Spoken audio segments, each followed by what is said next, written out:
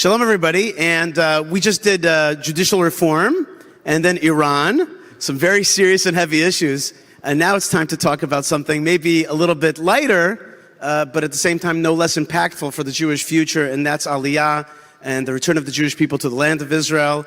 And when we talk about American Jewish Aliyah, or not just American Jewish Aliyah, but certainly in this panel has a lot of American Jewish Aliyah, but also not.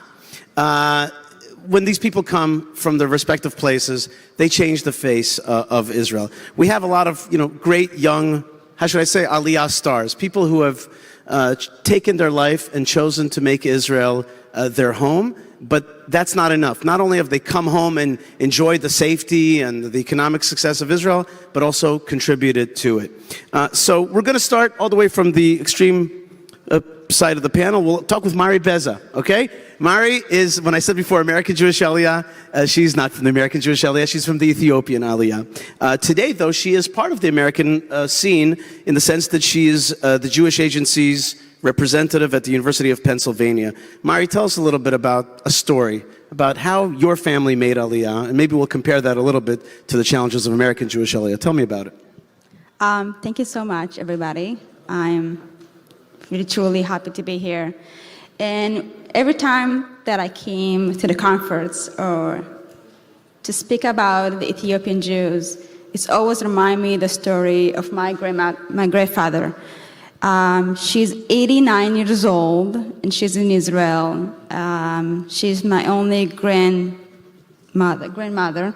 and her stories always remind me of Zionism and returning back to the land of Israel.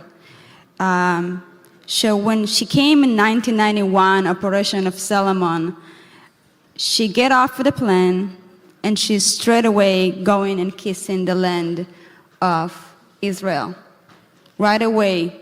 That's the first thing that she did when she get off the plane. And then she will pray the prayer of her ancestors, and her parents teach her when she was in Ethiopia that one day she will return to Israel, and especially Jerusalem. You call this Jerusalem Conference, and it's something. The word Jerusalem for Ethiopian Jews is very powerful. Just the word Jerusalem. Yes. Jerusalem for us is a place when the temple was there. So when she prayed the prayers, and it's just the way that she hold her hands in the skies and being able to return back to her ancestors and to the promised land, it's something that inspired me to do my job here as the Israel Fellow of the Jewish Agency. And that's a story that always reminds me, and she's still alive and she's in Israel, and every time that I need to get inspired and loving Israel and loving Jerusalem, I always go to her house and listen to her stories. So it's Zionism, not cynicism, I call it. Zionism, yes. Not cynicism. Tzionut, lo tziniut. That's what we call exactly, that. Very yes. good. Yeah. Michal, you made Aliyah 12 years ago. You were a lone soldier. Today you do art therapy all over the world and in Israel, including with kids from Rwanda. But what stuck out for me is that you were a shooting instructor. I recall the shooting instructor girls, which I loved, every single one of them, and they were the ones, I was in the paratroopers, and they would stand on our back with one foot and teach us how to shoot an M16. It was like the greatest experience to see these young Israeli girls teach us guys how to shoot properly. Tell us a little bit about your Aliyah and that part of it. Sure. So I made Aliyah from New York, and I was really, really excited. I grew up in very Zionist beliefs. My dad is Israeli, my mom is American. And I started my university here in the States and art, and I came to Israel as a lone soldier through Nefesh B'Nefesh and Green Sabar. And yeah. And as soon as I came to the army as a lone soldier, I was like, well, I'm going to be an army painter. And they're like, that's nice, that's not a thing. So I became a shooting instructor, and I'm very, very grateful for my service. I think I learned incredible things. I made incredible connections, but one of the main... What shooting did you teach? Oh, I taught on semi-automatic and automatic guns, and I taught both infantry troops and other troops that came to Israel as well. And I think it was one of the most incredible experiences to connect with so many people in so many bases. And what was really, really, really important for me is to see how many people from so many backgrounds come into the IDF. And I wasn't the only American there, and I wasn't the only one struggling, and we did it together, and I think that's really, really powerful. That's also one of the reasons I became an art therapist, because I believe that... How do you go from shooting to art therapy? Do you see that there's a bit of a disconnect there, seemingly? Absolutely. I can see how a lot of people can think that there's a disconnect. I personally see a great connection in it because I saw a lot of the people that struggled with mental health in the Army really need a way to connect to themselves, and so now I personally work with men and women from services both in Israel and here in the States, in the Marines, through art therapy to get connected to their emotions, people that have gone through trauma and suffer from PTSD. Okay, very good. All right, so you've basically helped people be strong in shooting and strong through art and overcome their problems. Shalom, when I was pre-interviewing you for this panel, you told me that you live by the Bible. You told me that you were raised in Brooklyn, you made Aliyah from Muncie, and then you told me that before you made Aliyah, you had a vision and a plan that involved you flying to Italy to buy vending machines. Can you please explain that to me? What does a vending machine and a plan have to do with Italy and Israel? I struggle with the whole vending machine thing. People like type our company in vending machines. I'll get back to that. But in 2015, I was in the solar business in New York, New Jersey, and we went for a family trip. I have 5 children, wife and 5 children. We went for a family trip to Israel, and it was just amazing, 2 weeks. And I realized I had to live there. I didn't want to leave. I had to leave. I had a business, but over the next year and a half, I reorganized my life to start a new business. I was already looking at smart vending, the smart vending industry. I was sort of the tail end of the solar for my, career, and decided to move to Israel, pursue that. It was, and that's really the point. You got to go with a plan. And when I got there, I was very determined, and pretty much right away, I had meetings within the first couple of days of being there. Within 2 months, I was already on a plane with my wife to Italy to make a deal with a supplier for equipment, what you're calling vending machines. It's equipment of a larger system, but my father, who's in the audience here and who's helped me for the past 6 years since I moved there, my American agent, let's say, he flew to Israel to watch my kids while we and my wife took a plane. I remember they didn't even want to put our beds together. There was, it's a little balagan moving to a penthouse. We had a big container from New York. I had a big house that we filled up, and they finished unloading after midnight. We had a plane at 6 in the morning, and they didn't want to build the beds, and we were leaving. So it was crazy, but that's what it's been for the past 6 years. Very quickly, I had customers. We've built, automation for theft and solving other problems for retailers. And we now have some of the biggest retailers in Israel, our customers, Asherad, Shufersal, and it's just been a wild ride. Amazing, amazing. So you're bringing that can-do attitude with a plan, but still you say that on the one hand there's a plan, on the other hand it's crazy, right? It doesn't always flow by plan. It's a crazy plan. Yeah, it's God's plan. Yeah. Dr. Jason Cohen, on the one hand, serves as a chief medical officer for Stella Israel. He has treatments that help PTSD victims, not through psychology, but through actual physiological blockers of the reactions to PTSD. And so he's working at a startup. But then he also has another hobby, which he loves peanut butter. And he went out and searched and sourced the best peanuts in the world. They happen to be made in Israel. And now he's making something called holy butter, which is both peanut butter and actually almond butter as well. The best in the world, totally made in the land of Israel. No preservatives, no additives. The folks at Trader Joe's are jealous.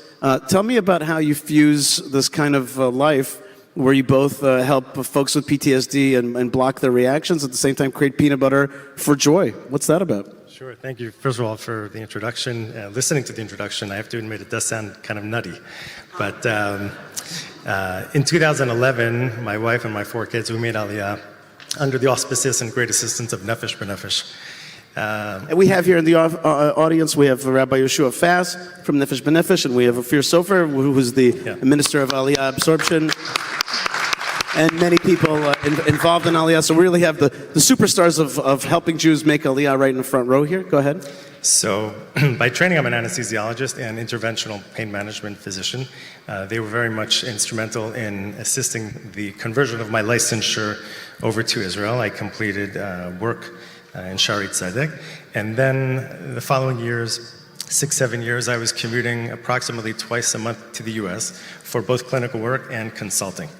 When a small inconvenient virus... So you were commuting to the US? That's correct. Living in Israel, commuting, yeah. Correct. I'm a big fan of the commuters. I think that they're heroes, really. While also starting my clinic for pain management here in Israel. Right. When a small inconvenient virus came in, called Corona, all travel ceased, and I suddenly had a lot of time on my hands.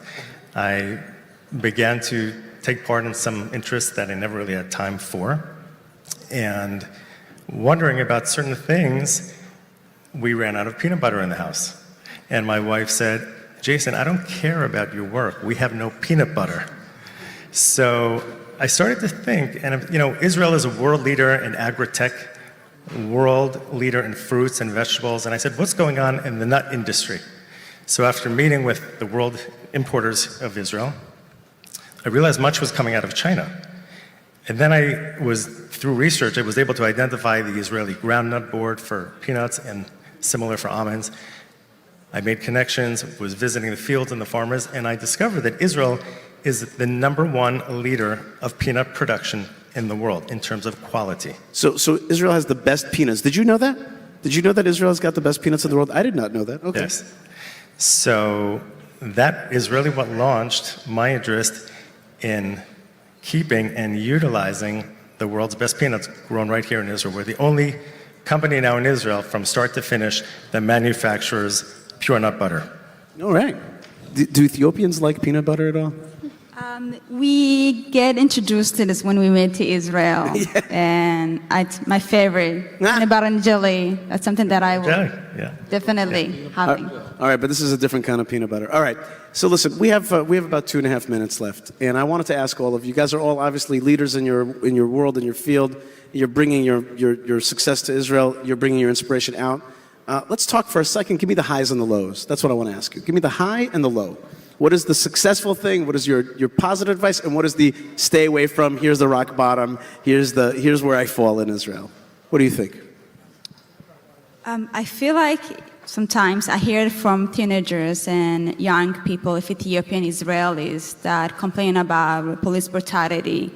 We are brothers and sisters. We are Jews, but just because of color of our skin doesn't mean that we should treat differently. And I think that the governments and people in Israel are supposed to do so much for police brutality and see us as we're Jews, but we also have to be able not to identify as criminals just because of our color of our skin.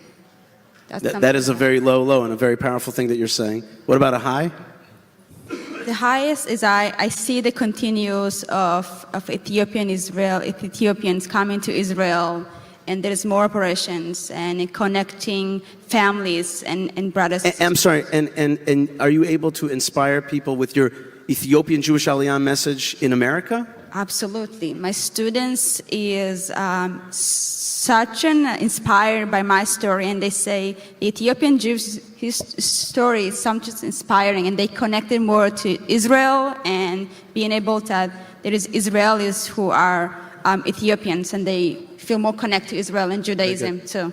Absolutely. Very good. Okay, Michal, quickly, highs and lows. Sure. So I think my high would be that coming from New York, I always looked at New York as sort of the land of possibility.